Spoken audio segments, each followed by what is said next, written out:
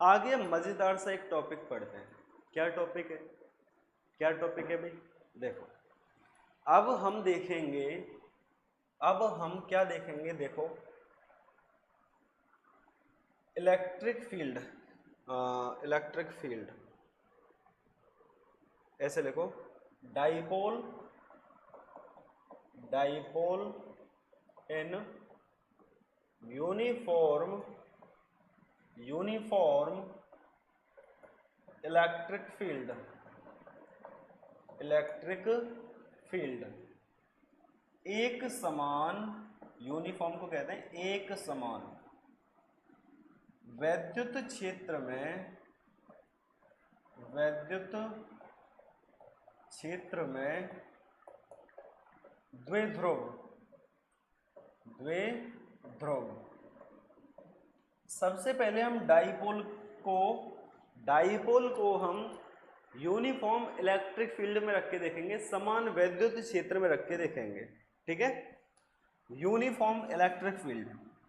Sir uniform electric field का मतलब क्या है? तो यूनिफॉर्म इलेक्ट्रिक फील्ड का मतलब है जो कभी चेंज नहीं होता हो, एक जैसा रहता हो। ये हम एक फील्ड ड्रॉ कर रहे हैं, ये हमारा एक फील्ड है जिसको हमने ड्रॉ किया, एक समान वैद्युत क्षेत्र हमने ड्रॉ कर लिया। ठीक है, ये हमारा यूनिफॉर्म इलेक्ट्रिक फील्ड है। क्या है सर? यूनिफॉर्म इलेक्ट्रिक फील्ड है। इसमें हमने एक डाइपोल को रख दिया। किसको रख दिया सर? यहाँ हमने एक डाइपोल को रख दिया। ये हमारा एक डाइपोल इसमें रखा हुआ है जिसका Q पॉजिटिव यहाँ पर है और माइनस Q यहाँ पर है। ठीक है, आपको पता है अगर ये इसका सेंटर मान लें हम, तो यहाँ से यहाँ तक की डिस्टेंस a होगी सर, यहाँ से यहाँ तक की डिस्टेंस a होगी और यहाँ से यहाँ तक की डिस्टेंस भी a होगी, इतना तो जानते ही हो आप। ठीक है, अब हमने क्या किया, अब हमने क्या किया, इलेक्ट्रिक फील्ड में, इलेक्ट्रिक फील्ड में हमने देखा क्या इस डाइपोल पर कोई फोर्स लगेगा? इस डाइपोल पर एक फोर्स तो ऐसे लग रहा होगा, बिल्कुल एक फोर्स तो ऐसे लग रहा होगा और एक फोर्स ऐसे लग रहा होगा, force due to Q positive और ये force due to Q negative.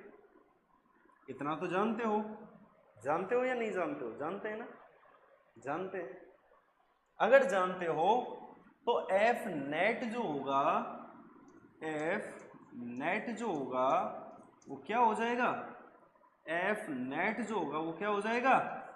वो हो जाएगा F Q negative plus F Q positive, Q positive. लेकिन जब आप इस F का फॉर्मूला देखोगे तो क्या होता है बताओ? इस फॉर्मूला क्या होता है? EQ होता है क्या? EQ होता है, ये भी EQ होता है, ये तो मैग्नीट्यूड हो गया इसका।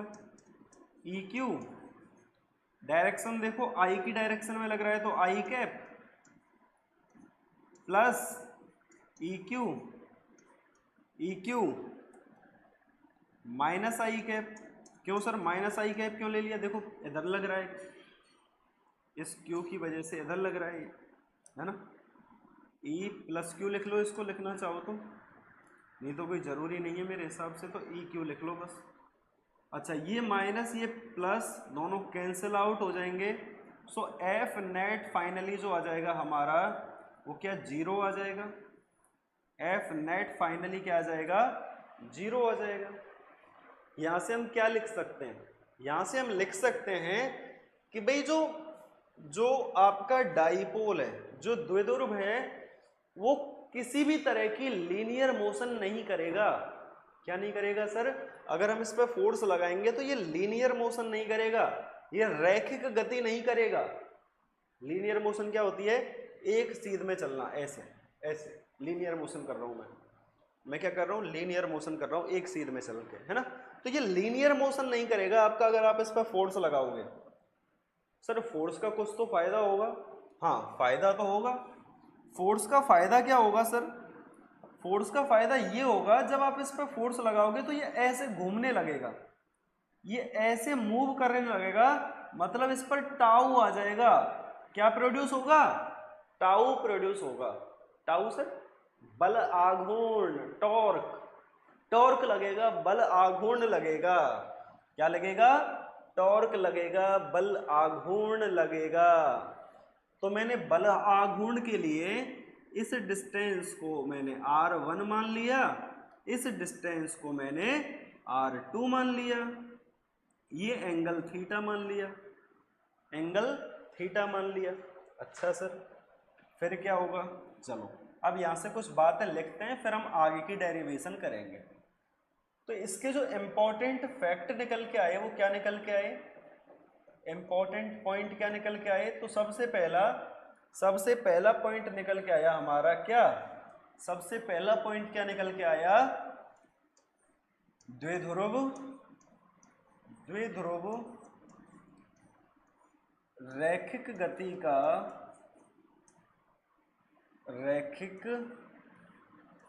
गति नहीं करेगा। ठीक है? क्यों? क्योंकि सर क्योंकि एफ नेट जीरो है, फोर्स जीरो है। बात समझ में आई? क्या समझ में आई? चलो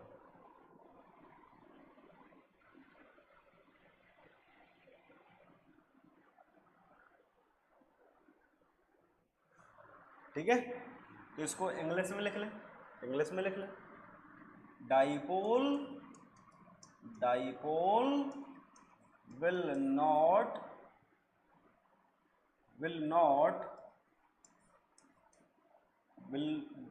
not be linear motion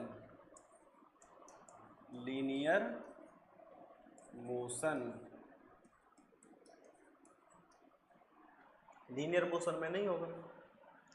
ठीक है?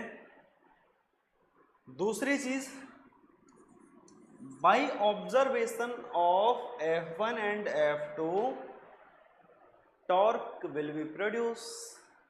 अगर आप F1 F2 का ऑब्जर्वेशन देखोगे तो क्या समझ में आया हमारे? सर ये भले लीनियर मोशन ना करे बट ये घूमने लगेगा, अपने अक्ष पर क्या करने लगेगा? घूमने लगेगा। टॉर्क प्रोड्यूस होगा। टॉर्क नहीं समझ पा रहे टॉर्क क्या होता है? चलो आपको फील दिला देता हूं। आपने देखा है जब बड़े बड़े ट्रक चलते हैं तो उनके नीचे एक ऐसी पाइप लगी होती है जो पिछले पहियों को घुमाने का काम करती है, ऐसे ऐसे ऐसे घुमाती है, नहीं घुमाती? देखो ऐसे घुमाती है ना। इसी को तो बल आघूर्ण कहते हैं, टॉर्क। तो ऐसे घूमता है ये, है ना। तो हम लिख सकते हैं बाई ऑब्जर्वेशन ऑफ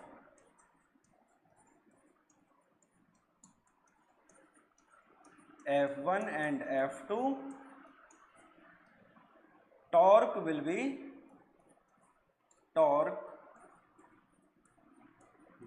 produced.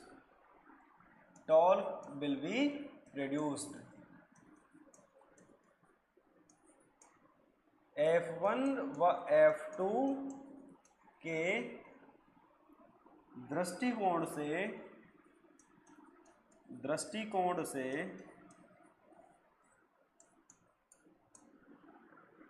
एक बल आघूर्ण उत्पन्न होगा।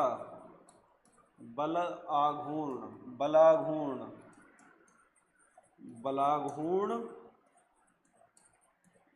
उत्पन्न होगा। क्या उत्पन्न होगा? टॉर्क प्रोड्यूस होगा। क्या प्रोड्यूस होगा? टॉर्क प्रोड्यूस होगा, बल आघूर्ण उत्पन्न होगा। आ गई दोनों चीजें समझ में, फर्स्ट एंड सेकंड। अच्छा, टॉर्क सर टॉर्क प्रोड्यूस होगा मतलब टाउ प्रोड्यूस होगा। तो देखते हैं टाउ जो होगा वो कितना होगा।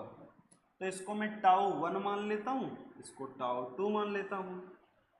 टाउ 1 और टाउ 2 मान लेते हैं। सर जो टाउ 1 होगा, सो टाउ 1 क्या, टाउ 1 जो होगा वो कितना होगा, टाउ 1 जो होगा वो कितना होगा बताओ, दूरी गुणा बल आर इंटू F1 होता है, आर इंटू F1 होता है बल आघूर्ण। सर क्या R1 को A लिख सकते हैं हम, सर क्या R1 को A लिख सकते हैं, देखो R1 को A लिख सकते हैं या नहीं लिख सकते, भाई बात तो सही है, इसको A लिख सकते हैं। अच्छा इसका वेक्टर फॉर्म लिख लेना है ना, क्या लिखेंगे, वेक्टर फॉर्म। तो देखो टाउ 1 जो फाइनली हमारा आएगा वो क्या आएगा, क्या आएगा, R1 को हमने A लिख दिया, R1 को क्या लिख दिया A, F1 को क्या लिख सकते हैं, F1 को हम क्या लिख सकते हैं, EQ sine theta, EQ sine theta. Direction लिखना चाहते हो, डायरेक्शन देखो बहुत इंपॉर्टेंट डायरेक्शन देखना। डायरेक्शन कैसे लिखेंगे, अपना ये राइट हैंड लो, दाएं हाथ लो, तो डायरेक्शन इसके दाएं हाथ से निकल के आएगी। तो जो टाउ लग रहा है क्या वो ऐसे लग रहा है, ऐसे घूम रहा है, ये क्या करना है आपको, अपनी फिंगर को कर्ल करना है, फिंगर को कर्ल, पहले तो स्ट्रेच करो, पहले तो उंगली खींचो, फिर उनको कर्ल करो। तो जो अंगूठा है क्या वो अंदर की ओर जा रहा है, अगर ये अंदर की ओर जा रहा है तो माइनस के कैप लेंगे, क्या बताया था आपको भाई, बाहर की ओर तो जेड एक्सिस होता है ना, बाहर की ओर जेड एक्सिस होता है और जेड एक्सिस पर जो डायरेक्शन होती है वो के कैप होती है, जबकि अंदर की ओर माइनस के कैप ली जाएगी, क्या ली जाएगी, डायरेक्शन माइनस के कैप ली जाएगी। ठीक है सर, ये आ गई इक्वेशन फर्स्ट, इसको हमने मान लिया इक्वेशन फर्स्ट। देन टाउ 2 की अगर हम बात करें, टाउ 2 की बात करें तो क्या होगा, R2 into F2, R2 into F2 क्या आएगा, R2 को भी देखो क्या A लिख सकते हैं, यहां से यहां तक की डिस्टेंस R2 है, इसको A भी लिख सकते हैं, A। F को क्या लिख सकते हैं, E क्यू साइन थीटा लिख सकते हैं, E क्यू साइन थीटा लिख सकते हैं। अच्छा sir, E Q sine theta लिख सकते हैं, सही है। डायरेक्शन देखो, डायरेक्शन इसकी डायरेक्शन भी क्या, ये भी ऐसे घूम रहा है, देखो सोच के, ये भी ऐसे घूम रहा है, तो अंगूठा अंदर की ओर जाएगा, तो माइनस के कैप, ये दूसरी इक्वेशन बन गई। सो टाउ 1 और टाउ 2 को अगर दोनों को ऐड करके देखोगे आप, देन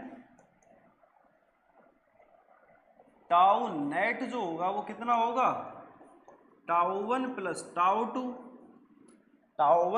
टाउ 2 बराबर आ जाएगा किसके बराबर आ जाएगा भाई, E Q sine theta minus k cap plus E Q sine theta minus k cap, ये हमारा टाउ नेट निकल के आ जाएगा, इसके वेक्टर फॉर्म में। ठीक है, अच्छा सर, दोनों एक जैसी इक्वेशन है क्या दोनों एक जैसी इक्वेशन है क्या, दोनों को जोड़ेंगे जस्ट डबल हो जाएंगी, 2AQE sign theta minus k cap. अच्छा 2AQ को क्या लिख सकते हो, P लिख सकते हैं क्या, 2AQ को डाइपोल लिख सकते हैं क्या, PE sign theta minus k cap tau net. आई बात समझ में। अगर इसको भी वेक्टर में लिखना चाहते हो, इसका वेक्टर फॉर्म लिखना चाहते हो, तो कैसे लिख सकते हैं, बताओ कैसे लिख सकते हैं? थोड़ा सा ऊपर करके दिखा देता हूँ। क्या हुआ, थोड़ा सा ऊपर कर लेते हैं इसको, यही लिख जाएगी इसकी डायरेक्शन। देखो तो फाइनली हम टाउ नेट को क्या लिख सकते हैं? देखो टाउ नेट को अगर वेक्टर फॉर्म में लिखना हो तो P E sine theta minus k cap, P E sine theta minus k cap है। तो इसको फाइनली हम क्या इसको वेक्टर फॉर्म में लिख सकते हैं? पी क्रॉस ई, पी क्रॉस ई लिख सकते हैं क्या? ये फाइनल फॉर्मूला आ गया आपका, ये फाइनल फॉर्मूला आ गया आप लोगों का। क्या आ गया सर? ये फाइनल फॉर्मूला आ गया। क्या आ गया? फाइनल फॉर्मूला आ गया पीई, या इसको पी साइन थीटा लिख लो। थीटा क्या है? उसका एंगल है। फिर मैं आपको एक क्वेश्चन करवा दूंगा इसके ऊपर। अच्छा, डायरेक्शन समझ में नहीं आई हो कुछ लोगों को, तो एक बार मैं डायरेक्शन का आपको रूल लिखवा देता हूं। जो डायरेक्शन है वो कैसे लिए, डायरेक्शन कैसे लिए? Direction,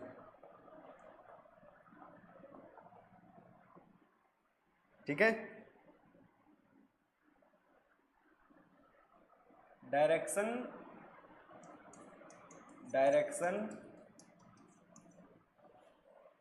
is calculated by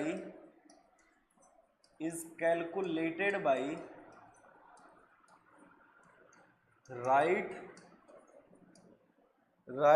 palm thumb rule, right palm thumb rule। दिशा, ध्यान देना ये आगे क्वेश्चन में काम आएगी। दिशा की गणना, दिशा की गणना दाएं हाथ की हथेली, दाएं हाथ की हथेली के अंगूठे, हथेली के अंगूठे से की जाती है, अंगूठे से की जाती है। समझ में आया? राइट पाम थंब रूल क्या कहता है? सबसे पहले आपको फिंगर को स्ट्रेच करना है इस तरह से, फिर आप अपनी फिंगर को कर्ल करोगे।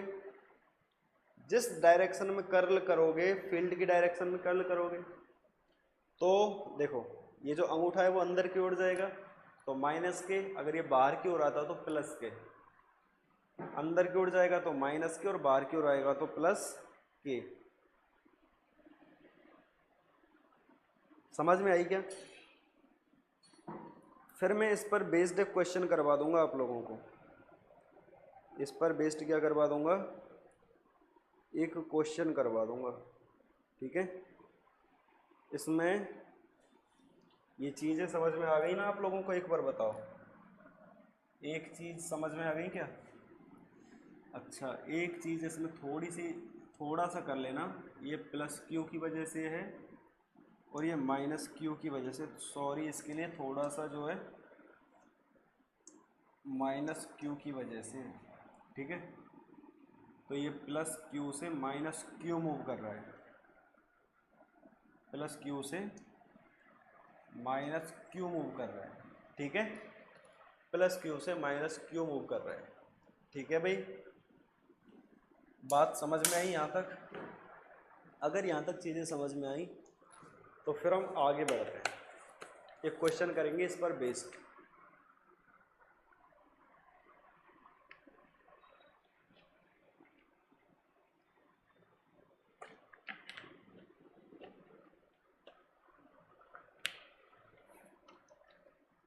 इस पर बेस्ड एक क्वेश्चन देखते हैं, एक क्वेश्चन देखते हैं इस पर बेस्ड। क्वेश्चन क्या है देखना, क्वेश्चन क्या है? ये एक इलेक्ट्रिक फील्ड है, चलो हाथ से ड्रॉ कर दूं क्या? चलो ऐसे ड्रॉ कर देता हूं मैं, इसको ऐसे ड्रॉ कर देता हूं। ये आपका एक इलेक्ट्रिक फील्ड है, 2 क्वेश्चन करेंगे इस पर। ये आपका इलेक्ट्रिक फील्ड है, इसमें एक डाइपोल रखा हुआ है। क्या रखा हुआ है? इसमें एक डाइपोल रखा हुआ है, इसमें एक डाइपोल रखा हुआ है जो ऐसे रखा हुआ है, ठीक है। ये इसका माइनस क्यू है और ये इसका प्लस क्यू है, ठीक है। ये इलेक्ट्रिक फील्ड है, ये इसका एंगल बन रहा है, एंगल बन रहा है थीटा, ठीक है। और जो P की वैल्यू आपको गिवन है, मैं आपको थोड़ा सा देख के बता देता हूँ। E की जो वैल्यू है, E की जो वैल्यू है वो 3 न्यूटन पर कूलम है। E दिया है आपको 3 न्यूटन पर कूलम, और P जो दे रखा है वो 3 दिया है। इसका जो P है, जो डाइपोल मोमेंट है, वो क्या है? P 3 मीटर पर कूलम, सॉरी 3 मीटर कूलम, ये दे रखा है 3। तो आपको बताना है इसमें टाउ कितना होगा, आपको इसमें गणना करनी है टाउ कितना होगा, पहला क्वेश्चन है। फिर मैं दूसरा क्वेश्चन लिख देता हूँ आप लोगों के लिए यहाँ, जब तक आप इसको करिए। Question number second, question number second क्या कह रहा है? क्वेश्चन नंबर सेकंड क्या कह रहा है?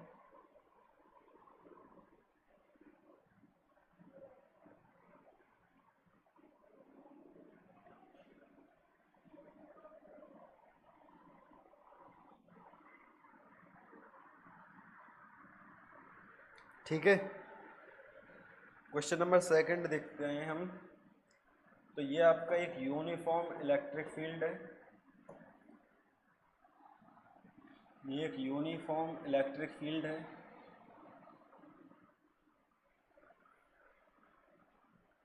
इसमें एक डाइपोल रख दिया हमने, क्या रख दिया? एक डाइपोल रख दिया जो कुछ इस तरीके से। अब यहाँ थोड़ा सा ऑब्जर्व करना, जो प्लस क्यू है वो इधर है, माइनस क्यू जो है वो इधर है। ये एंगल आपका थीटा है, ये एंगल थीटा है। ई की वैल्यू 3 दे रखी है, ई की वैल्यू 3 दे रखी है, और पी की वैल्यू 5 दे रखी है। तो आपको टाउ बताना है कितना है। चलो 2 क्वेश्चन आपको दिए मैंने, 2 क्वेश्चन आपको दिए मैंने, देखते हैं कितने लोग इसका जवाब देते हैं, ठीक है। इसका जवाब कितने बच्चे देते हैं देखते हैं।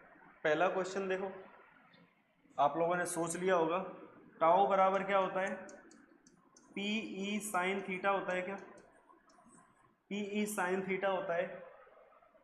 डायरेक्शन को एन कैप ले लेंगे, यहाँ डायरेक्शन क्या ले लेंगे? एन कैप, डायरेक्शन ले लेंगे एन कैप, ठीक है। Direction N cap. अब डायरेक्शन कैसे लेंगे देखो, पॉजिटिव से नेगेटिव की ओर घुमाओगे तो ये ऐसे घूमेगा, अंगूठा अंदर की ओर जाएगा, माइनस के आ जाएगा। P की वैल्यू 3 गिवन है, E की वैल्यू 3 गिवन है, साइन एंगल 90 डिग्री का बन रहा है, एन कैप माइनस के आ जाएगा, 3 तिया 9, साइन 90 की वैल्यू 1 और माइनस के। तो टाउ फाइनली जो आ जाएगा वो कितना आ जाएगा? फाइनली जो टाउ आ जाएगा वो 9 आ जाएगा, माइनस, या ऐसे लिख दो 9 के कैप।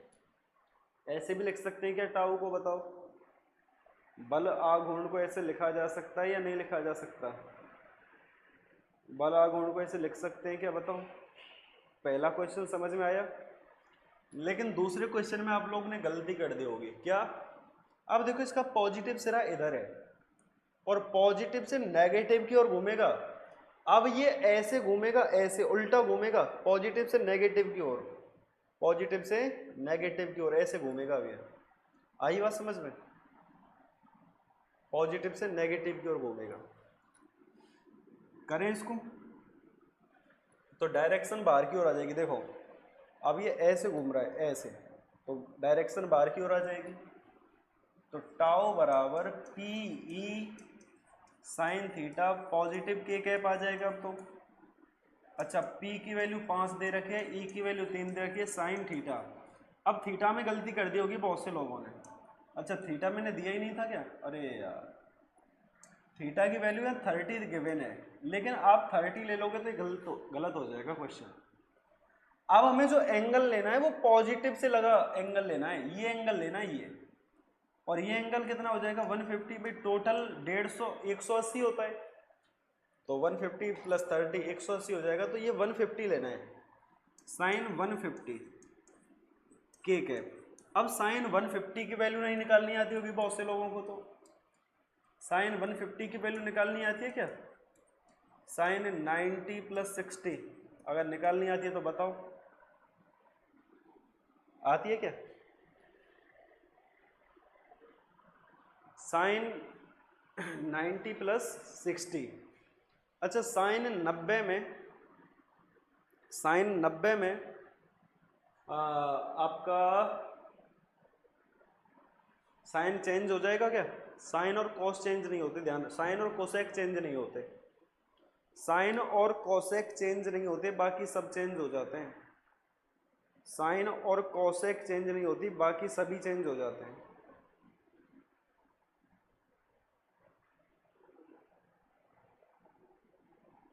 अच्छा, साइन और कोसेक चेंज नहीं होंगे, साइन और कोसेक चेंज नहीं होंगे 90 प्लस में, उसमें तो ऑल पॉजिटिव होते हैं। साइन और कोसेक को छोड़कर बाकी सभी अच्छा, सॉरी। अच्छा, साइन 90 में बदल तो जाते हैं, सॉरी इसके लिए बदल जाते हैं, पर साइन इसका पॉजिटिव रहेगा। मतलब इसका जो चिन्ह है वो पॉजिटिव रहेगा। सॉरी, ये पॉजिटिव होते हैं, सेकंड क्वाड्रेंट में आ जाता है ना 90 पॉजिटिव। तो साइन का कोसेक कॉस हो जाएगा, पर ये पॉजिटिव रहेगा, नेगेटिव नहीं होगा। और 60, तो साइन 60 की वैल्यू कितनी होती है? 1/2। तो साइन 150 की वैल्यू 1/2 आ जाएगी, है ना। तो 5 × 3 × 1/2 के कैप, इसको सॉल्व कर लेंगे।